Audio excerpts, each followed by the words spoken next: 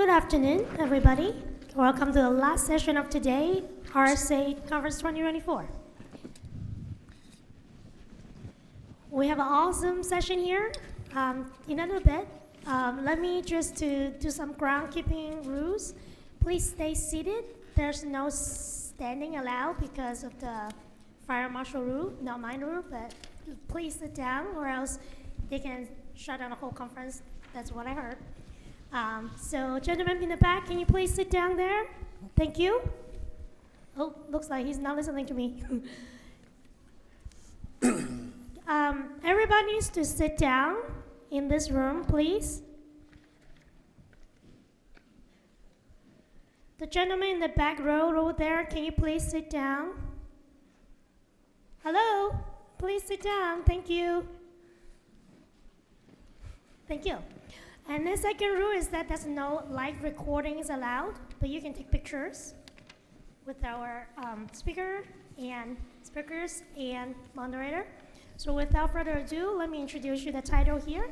Today the title is Natural Disasters and Cyber Attacks, Lessons from Extinction Events. Now I'm going to hand over to our moderator, Eric, to introduce our speakers. Welcome. Thank you very much. All right, let's get some energy here. There you go. All right. You can stand, though, if you want. I can stand? No. Okay. Can I stand? No. Okay. Good afternoon, everybody. I hope that RSA has been treating you well. My name is Eric Bellardo, and I am the founder and executive director of a little organization called Raíces Cyber. We hope to support the Hispanic, Latino, Latina people to bring them into cybersecurity. A little bit about me. I've been in cybersecurity for 35 years. A lot. 35 years. I've served with the military, NATO, in the Kosovo operations, as well as lived through various hurricanes in the little island of Puerto Rico. So that's a little bit about me, about being a moderator. Now I'm going to let our speakers introduce themselves. Let's start with Carlos. Hi, everybody. I'm Carlos Vega. I'm the founder of Executive Security Advisors and board of directors for certain companies. And I served in the military for 30 years and have been doing security, disaster response for almost as long. And we came up with this talk because we were sharing some of the experiences that we have had, and it turns out there's a lot of synergy and a lot of lessons to be learned, not just documented and experienced, but actually passed on to our community of cybersecurity. Great. Good afternoon, everybody. My name is Elad Duran, CEO of Security Growth Partners, longtime cyber industry veteran. Began my career, though, in the military, like Carlos, a couple deployments. So I've been dealing with real-world situations, both in the military context, in the cyber context, and I think related to our conversation today. 3 years ago and change, my wife, kids, and I, we moved to Israel, and so we've been living in Israel for the last 6+ months. As we've experienced, the current turmoil with Gaza and elsewhere. Yes. So you both have had vast knowledge and vast experience in things. So tell us, Carlos, tell us about your story and what brings you here today, and what we're going to be talking about. So thanks, Eric. Let me take you on a little memory lane. The no joke, there I was story. So September 28th, it was about 5 o'clock this time, so this exact time right now, because it was the East Coast, and I was holding a weekly call that I have with a bunch of executives. And all of a sudden, boom, the power went out. What happened? Hurricane Ian hit. Now, to lead up to that, we all knew what was coming, but I was new to Florida. And what was unique about that is when we first heard about it a week before, as some tropical storm that's building, it's going to hit exactly where I live. I mean, we were at ground zero, Naples, Florida. Then as it started to progress, it moves. Then it was going to go to Tampa. And so I'm new and thinking there's hurricane shutters, all these things you're supposed to do. I'm asking all the locals, what do we do? What's our preparedness plan? I don't know. I bought the house and it has all these things. What am I supposed to do? And I was chastised. Oh, newbie, doesn't know how to handle it.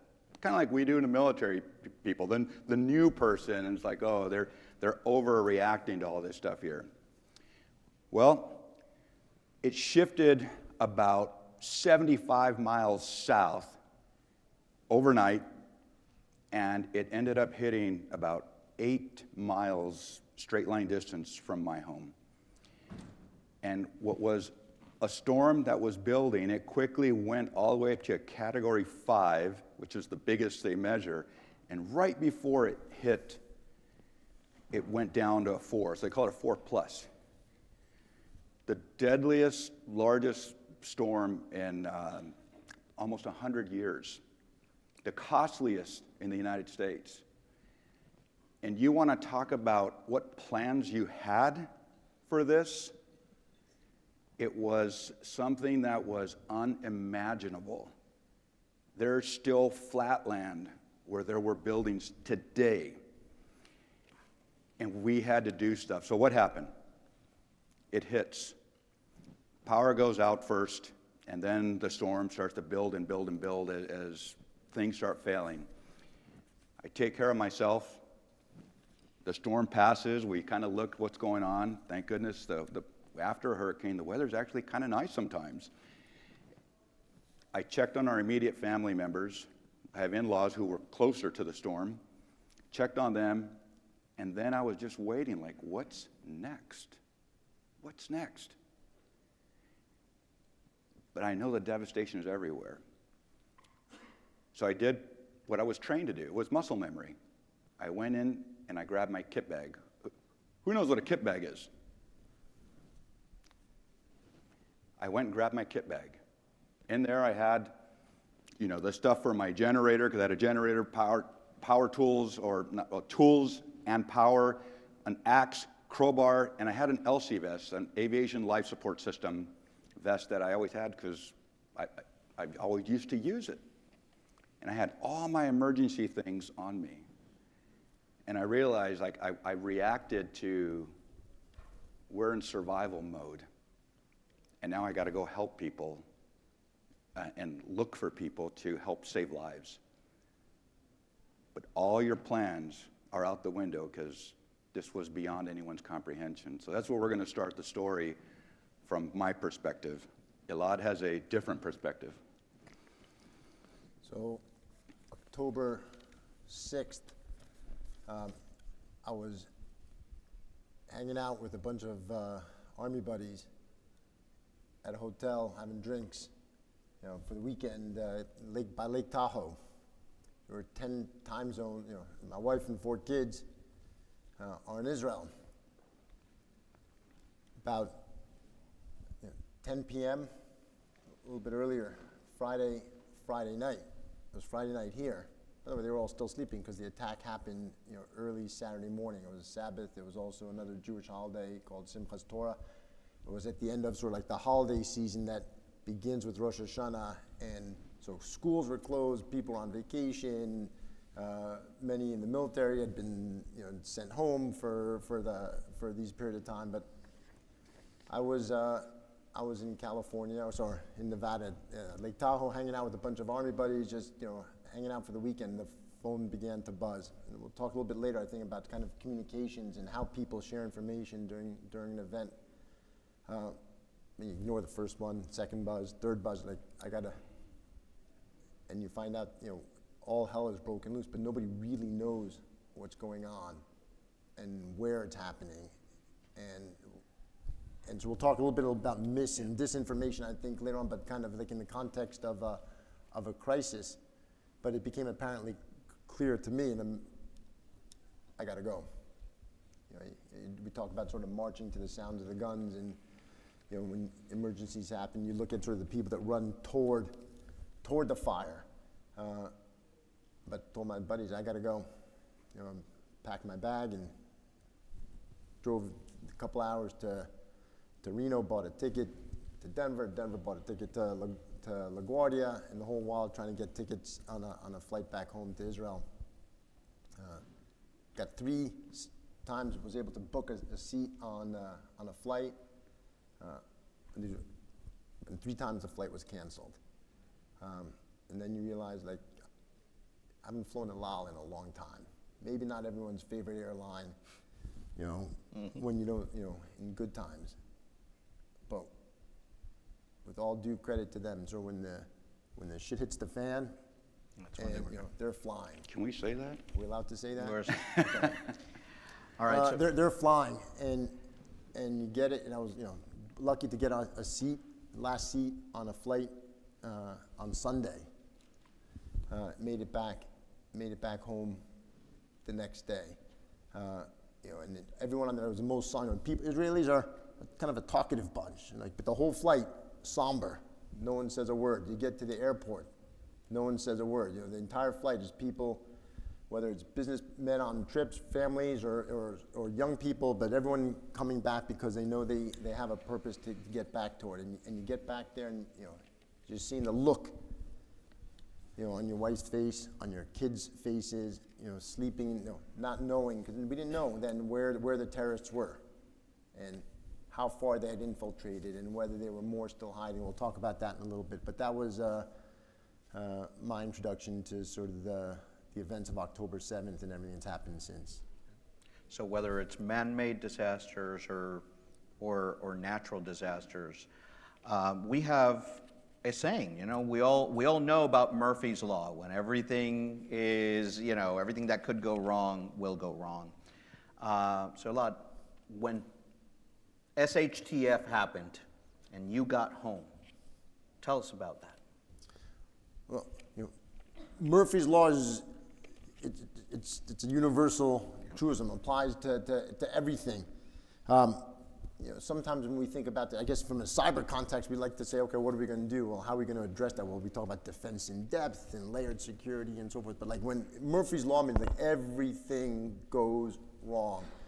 And it's hard to think and plan for something like that. But in the context of October 7th, you know, we're talking about technology. So sensors, cameras, remote control systems. By the way, things that were taken out rather easily using old-fashioned, low-tech means. We're talking about infrastructure, things like fences.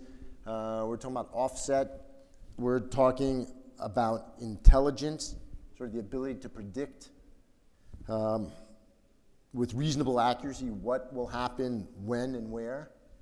We can say maybe you know, that's a whole separate course, but we're attributing intent to others based on our own framing, on our own values, on our own experience, our own goals, and all that led to that from an intelligence perspective. Local security systems apart from the ones that were being operated on a national level and by the military.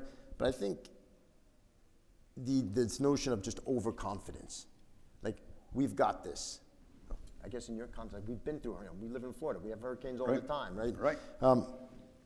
Ignoring the warning signs, by the way, including in Israel's case, messages and intelligence coming from people that were seeing unusual activity, confirmation bias gained from prior experiences. We're smart, we're technologically advanced. I mean, all of these things, we have superior intelligence. They're old-fashioned, they're backwards, you know, or maybe even they don't pose that much of a threat anymore, nuisance more than existential. I mean, all these things layered one on top of the other, but that's I guess, maybe a long answer to a short question about Murphy's Law, but clearly applicable in this situation. There's lots of conversations in Israel about doing investigations and trying to find what would happen. I guess, you know, the Israeli equivalent of sort of like the 9/11 Commission report. It hasn't been undertaken yet because We're still in it. We're still in it, but it'll be something along those lines when all is said and done. So Carlos, for you in a hurricane situation, you know, we say no good plan survives contact with the enemy. So how was it for you? So one thing that Elad talked about is a confirmation bias, or the bias is that you expect the situation to evolve. So if something happens, you have an incident response, and you're going to do this, this, and this because this is how you expect the threat is supposed to act because that's part of your plan. Well, they get a vote on how it's going to happen. And the idea of thinking about this, what is that, how would I do it? How would I think like the adversary if I was going to impact me? And in this case here, it's Mother Nature. So you have no idea what a bitch she can be until you see that several miles inland, the water came up, 6 feet, and when it came in, it also goes out. And so it takes all the planning of the things you had, no kidding, the command center that was set up by the sheriff department is floating away. All of you who have electric vehicles, saltwater, fire hazard, that you can't put out the fire. And by the way, there's no one there to put out the fire. All of these things that you perhaps didn't think about what would be the extreme, what would really hurt me, or what would really make it hard for me to defend my infrastructure, to defend my environment, to defend my, literally in this case, ecosystem. What would it require for me to do? And those that did it benefited much more. Those that didn't, kind of playing, roulette, and they lost. Yeah. And so the idea of it may not fit into your plan how bad it could be, only because you didn't think about how bad it could be. Think about what would be your absolute worst day and what would make that worse as you're planning. Because it's not, even if it doesn't happen as bad, it's not going to happen how you planned it. It's going to happen when you least expect it. Correct. And so one of the lessons that we hope that you take here is planning is everything, right? We plan for all the different types of events, but it's the unknown event that's going to hit you. So with that said, Carlos, at that point in time, the hurricane has passed, you're looking at clear skies, there's no 911 system, there's nobody to call. What do we do at that point in time? That's the thing. Right now, if something was to happen, you would call 911. That's not cyber, just a general emergency. You would call 911. We have that muscle memory. I was explaining to my kids who are now adults, what do we do if if one of you get a cyber attack and these things happen and someone does this, and my youngest, who was in high school at that time, says, we're going to run out to the fire hydrant and meet up. Well, that was our plan in case there's a fire that you always practice. Like, that's the muscle memory. Yeah. But what if there's no one to call for help? Literally, there is nobody to call. Several years ago, almost a decade now, we held a conference where we had the FBI, DHS, Secret Service, CISA part of DHS, and we said, who do you call, and the Department of Defense, that's where we came from, who do you call in the event of a cyber emergency? That's still a question today. That's still an open question. Who are you going to call? And so with that, there's things that happen in a time sequence. You have to be able to take care of yourself, minimum viable product for that initial hit that you take. In my case, it means you got to have your own water, your own external power sources, be it batteries, lights, things that, just to provide for you.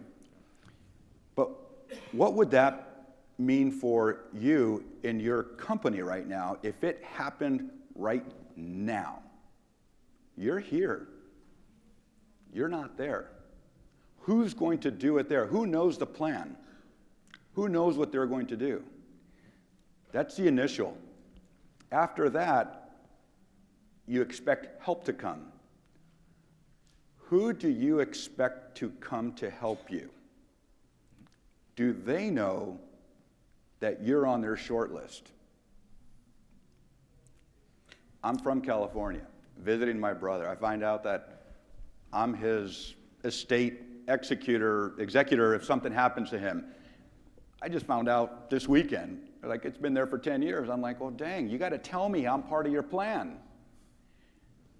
Don't expect help if you didn't coordinate and plan for that. Because if this is a bigger incident, like an industry-wide incident, you may all have the same incident response retainer with the same company. Where are you in the priority? Forget the service level agreement that you have. Where are you in their priority, and who's going to show up? Do you know who that's going to be? And did you plan for that? Actually, the only thing I guess first of all, I agree with everything you said. Just maybe to kind of like throw an Israeli perspective on it. You know, Israel is it's a highly communicative, kind of chatty culture, and fortunately or unfortunately, sort of the mode that people communicate most often in Israel is on WhatsApp. To a less extent on Signal and Telegram, and occasionally they'll just call and actually text someone. But it's a country that communicates hyperactively on WhatsApp, and I would say during the first 24, 48, even 72 hours, it was there was no 911. I guess to your question, Eric, and so people WhatsApping.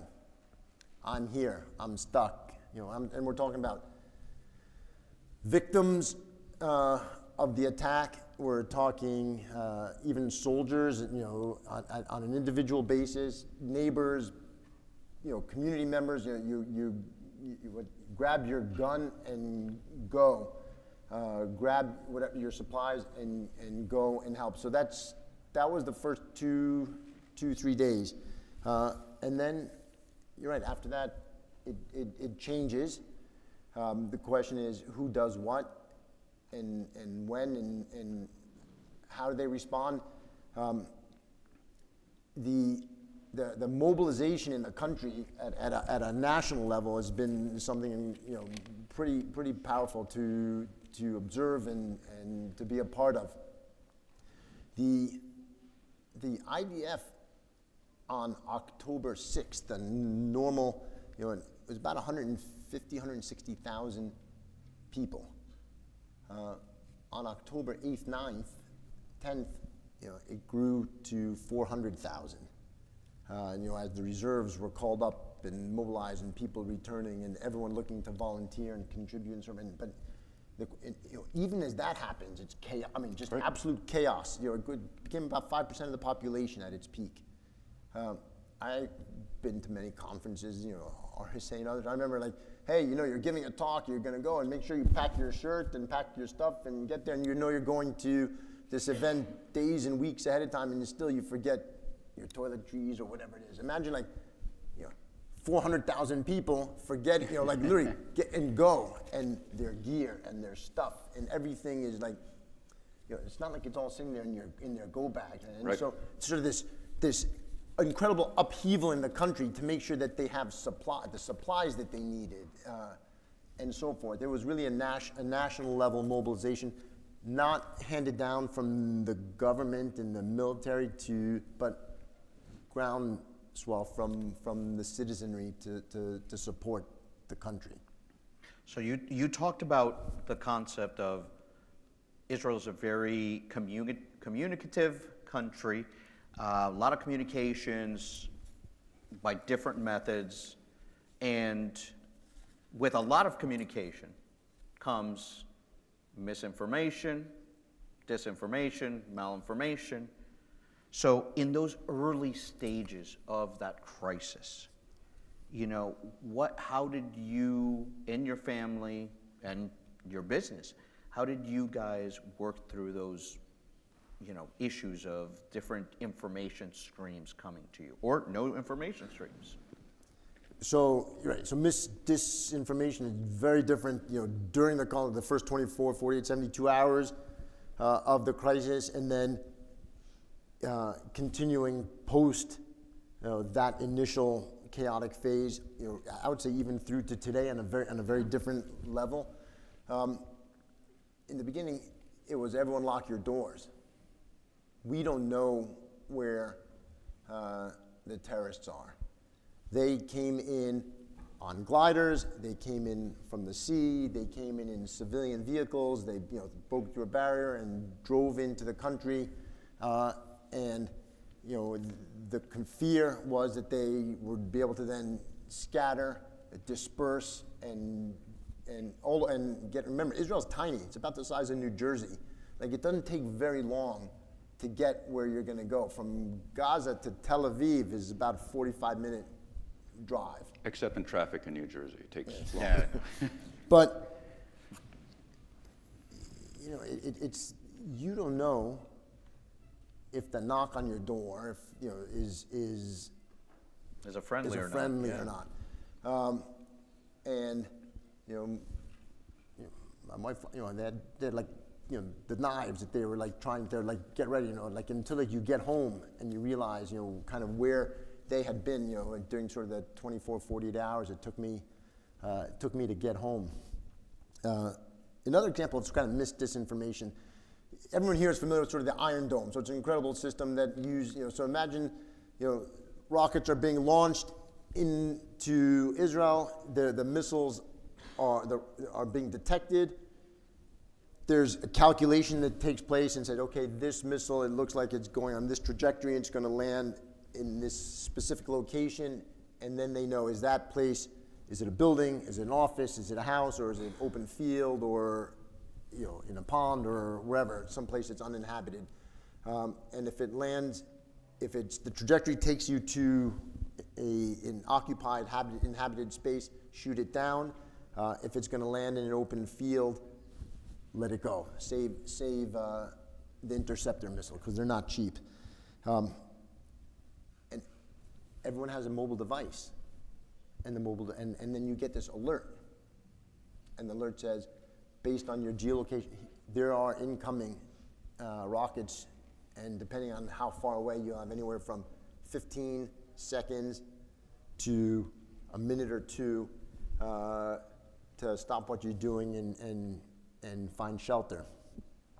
So there's an app for that. There's an app for that. But at one point in time, the app was hacked.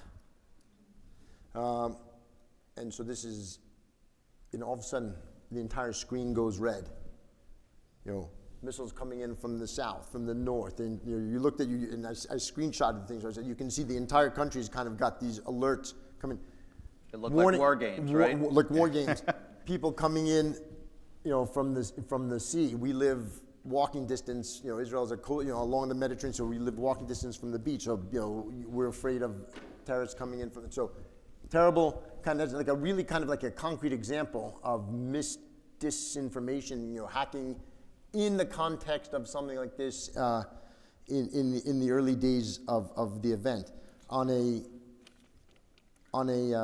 So let's later go on, ahead and let's go ahead and yeah. see how it was for Carlos in the early stages. So two distinctions between what happened there and what happened with me is they had extensive communications, bandwidth, connectivity. We had none. Everything was running out. And where I was, the fire that I ran to was one of the islands. If you're familiar with that area, there's Sanibel Island and Pine Island.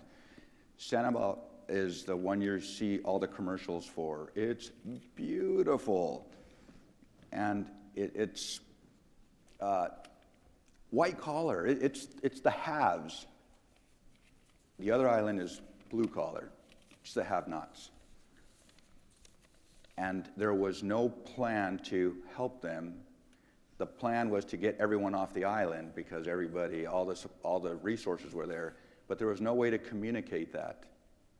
And so the idea of misinformation, disinformation, no information, partial information, I was getting a blast of text messages from people saying, we haven't heard, last we heard from him was at 5 o'clock on the 28th of September when his screen went dark. But I couldn't respond back. And imagine just getting your family calling you and saying, are they okay? And you know you're fine, but you're trying to calm them down.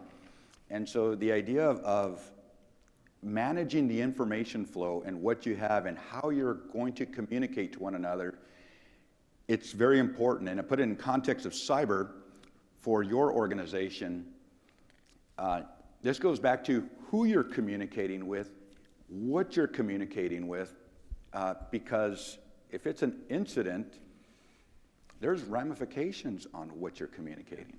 There's other people who are going to look at this on whether you did it right and whether someone is going to, they're going to pin that rose of blame on somebody. In the meantime, you are in a survival mode for your network because somebody here, odds are, is going to get fired, is going to lose their job, or something's going to happen, it's going to come back to you.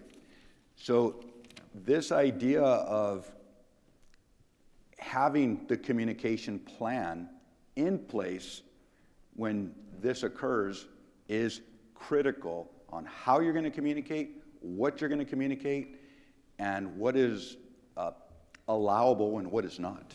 So now you're communicating, you're both communicating, you're communicating with your people. We all have different ways of collecting information. We call it sensor fusion, data fusion, all these different topics in field of cybersecurity.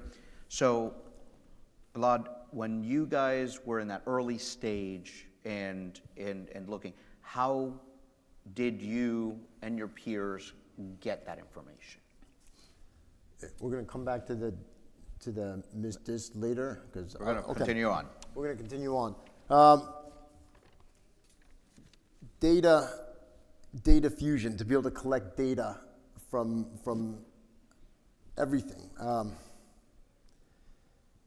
In this context, first of all, I think that app example that I gave you early on is a really interesting application, sort of data fusion, real world scenario into the local civil population, and everyone's a participant in sort of this data fusion exercise. But if you're thinking about this in the context of a tactical and operational level, and maybe even strategic level engagement, it's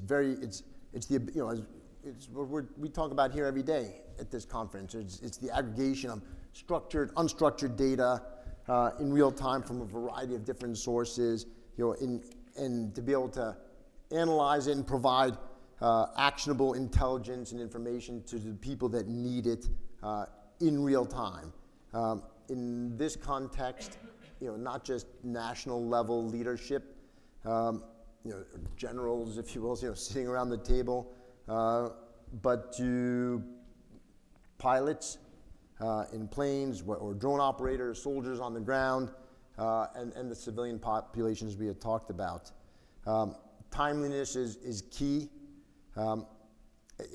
Really what's happened in the context of how the IDF is fighting this war in Gaza, the ability for, and really what they've done a remarkable job is they've a system now that collects information in real time from as many, and I'll just call them sensors, but it could be an individual soldier, it could be a mobile device, it could be drone, it could be imagery, it could be satellite, it could be many, many other things.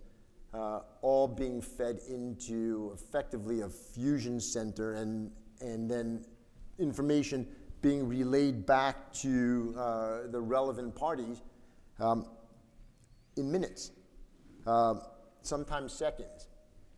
And what it's done is made war fighting much more effective. And I would say, what I mean by that, I mean in several dimensions. First, resource-wise, because resources can be applied where they need to to achieve results. But on a human level, so more important, saving lives, saving soldiers' lives, and saving civilian lives.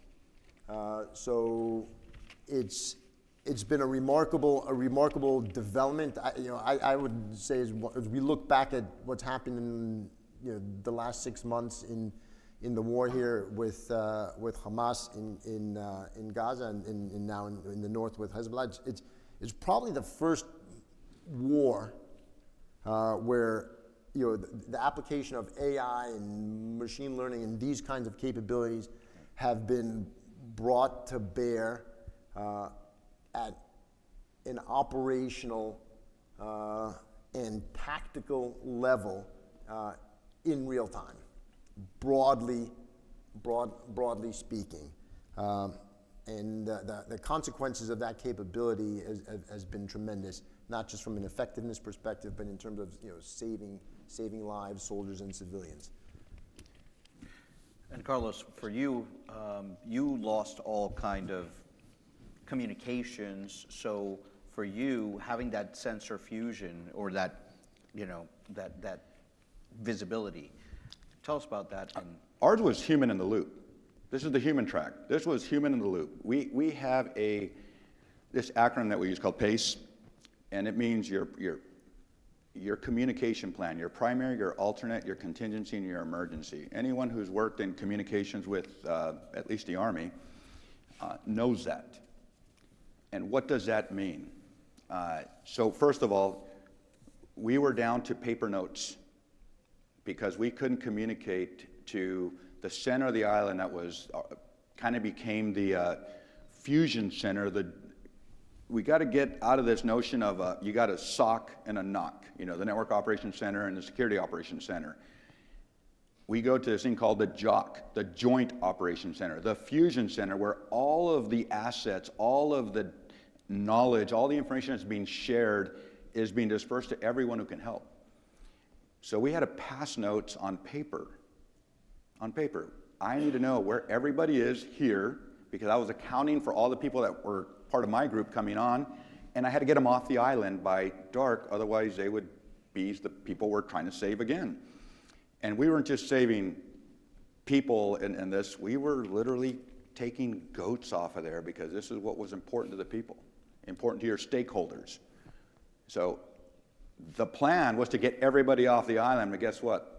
In this case here, the stakeholders, the people who live there said, I'd rather stay here in my home that is destroyed than live in a shelter for the next who knows how long, because once you get off the island, you're not getting back on. They had to change all those plans, and so what could you do in advance of that?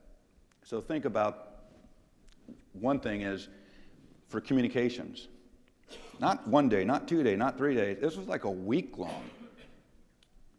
Do you have for your operation, do you have a satellite phone? In case you lose communications, do you have a satellite phone? Do you have a GETS card?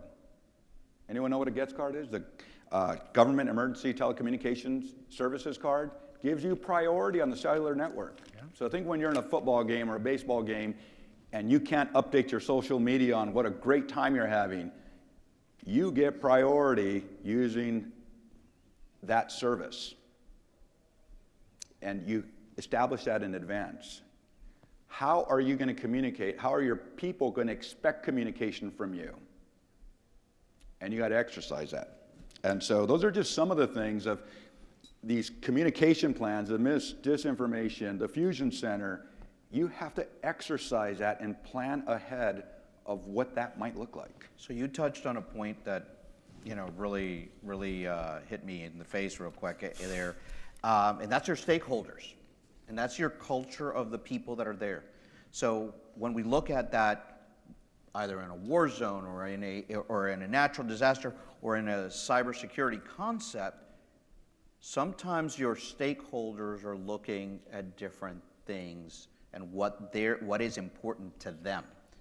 So we always say we got to be more resilient. We got to be more resilient to these events. Can that be taught? Can that be, can we alter the culture in any way to teach people to be more resilient? Sure, I'm gonna start with and what's the difference between the two?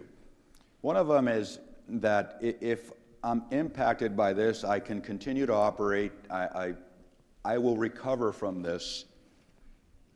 Resilience. Survival it's all about me. It's all about the things that are important to me. In a crisis situation, that's a very natural behavior. You have to instill in your team that you will take care of them, that we're going to get through this. Because the example was given of how irrational people will act in this. Who got more toilet paper than they needed during the pandemic? Thanks, Nick, for that one. But who saw that happen? I saw people hoarding water, armed. They were Florida, so they were in shorts and flip-flops, but they had their firearm, and challenging people who were stealing the water that they were hoarding because they wanted water. This is incredible how people will behave. So you have to prepare for that. How do you prepare for that? We're going to cover that in the closing, and train like you fight like you train. But the idea of resilience and survival, when they think you don't have that, or you're not standing behind them as a team, and they're going to lose their livelihood, you just put them in a survival mode. Can I add a couple thoughts on the resilient? Sure. So, I mean, yes, on one level, it's like the people, the families, the communities, because it impacted everybody, neighbor, friends. So it's a national level sort of resilient response. But I want to talk about resilience in perhaps a way that you may not have thought of when you think about Israel in sort of this context. Talking about businesses, and every company in Israel, every business, when people were called up, and the reserves, people that were employees are now gone, and they've been gone for months. So as you probably know, many Israeli cyber vendors, and talk to them. I bet you every single one of those companies you talked to had anywhere from 10 to 20% of their employees gone for months and months at a time. And this is kind of an interesting point in the context of the country, because it's just Israel is geared to fight short, in highly intense but short wars. Not it's kind of it's not like the United States where we can fight a war for 10, 20 years. I mean, we don't like it. We don't like but it. Yeah. But if I'm talking from like an economic viability perspective, and that's really the point I was trying to make. And when you have 10 to 20% of your employees gone for months, and you don't know how long it's going to, and so, by the way, now we got to sell and we got to support customers, and a huge percentage of the Israeli GDP is tied to technology and export. And so, by the way, you don't think RSA is an important event for, like, literally on a GDP level impact on it? It absolutely does. I'll tell you a true story. I had a CISO of a Fortune 500 company, and was buying a solution from a company I'm involved with on a and basically the question was like, hey, I'm getting a lot of pressure. I'm getting a lot of pressure from people in the company, the board, other executives, like, should we continue to buy this solution from this, like, are they going to be able to support us? What if we're left, what if we're impacted as a result Holding of kind the of bag, holding yeah. the bag as a result of kind of what's going on in Israel? And the interesting story is they're not going to let you down. You know, this is the impact of resilience is like if you and you're like we didn't miss a beat. Product updates delivered on time, support provided. Like Israel's problem shouldn't be our customers' problem. And so just here's one message to all, like this community, all of you, you're a part of the resilience in this. And if you haven't been to Israel and you haven't thought of it, you should go and show your support. You should, tell your Israeli vendors and your Israeli, not just how are you and how's your family, but like how much we appreciate kind of what you're doing, and despite all that's happening in the background. So yeah, that's why I wanted to make So that gentlemen, point about resilience. we have 2 minutes each for closing. So let's start with Carlos. Couple of things here. One, we say train like you fight, fight like you train. That means exercise how you're going to respond. If I was to ask you who in here has read your incident response plan, and I would say, who has? Who's read their plan? Okay, how many of you wrote it? Okay, that's the only person who read the plan is the one who wrote it. You have to exercise it, and exercise it with the assets and the team that you have, not the one you want. Because that is who you're going to have to respond with initially. And that may make all the difference. This is the human track here. Plan for the post-traumatic things that are going to come from that. For some people, this is going to be one of the most critical things that's ever happened to them.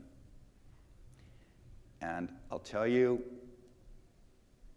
when I was helping one person, I asked, what's the most important thing you need out of your house here? Because I need to get you out. It's this deep in mud, and there's no way you can stay here.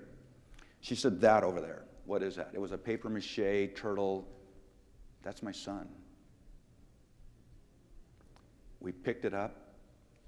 It was the urn. Fell apart in my hands. Had the ashes. My partner, who happened to be a soldier from the Tomb of the Unknown Soldier, grabbed a plastic bag and handled that like it was a flag on a casket of a soldier. Here we're talking in mud and all of this with such dignity that I almost broke down. I was, and I'm the colonel. I'm the guy who, you turn. And he put his hand on my shoulder and he said, we got this. We got this. Think about your people. You got this. Plan for that, because you can do this. But don't wait for that day to start planning. It's too late. Do it right now. The train like you fight like you train mantra is absolutely right. When I would say, I guess, yeah, John knows. Remember, like plebe year at West Point, you read. Everyone we read a book called America's First Battles, and like, what's the lesson of that book? Is like they showed up for their first battle having lost, fighting the prior war, and it sort of they have to learn by experience. So I would say, train like you fight like you train, but like this is an absolute learning experience because there's an adversary and things evolve, and so it's learn, it's communicate. I'll give you and move from there. Things and adapt as a result of that learning and experience. So it's train like you fight like you train, but it's highly dynamic. And then the last one, I agree with you 100%. Take care of your people. At the end of the day, that's really the most important thing because they're the ones that are going to be learning, adapting, surviving, the resilience, and it's psychological. Give them the time, give them the support, and it's the most important thing. So as a third member of this team here, presentation team, I'll give my closing remarks here too. We heard today about an event happens. You don't know when the event's going to happen. We talked about the planning and how that plan is probably going to fail you, about the communication that we do, that we have to communicate and get all the information and merge that information. But while we're merging that information, that information may not be right. So you've got to practice and train like you fight, because at the end, it's your people. It's about the people. It's about supporting the people and giving your stakeholders the right amount of support through one of the hardest things, be it a cyber attack, be it a natural disaster, or be it a wartime situation. You can all do this if you plan, train like you fight. One resource I just want to share is CISA has a strawman plan for incident response. Take a look at it. If anything, take a look at that today and see how your plan, if you have a plan, how it matches up. All right, well, thank you very much, everybody. Thank you to our panelists.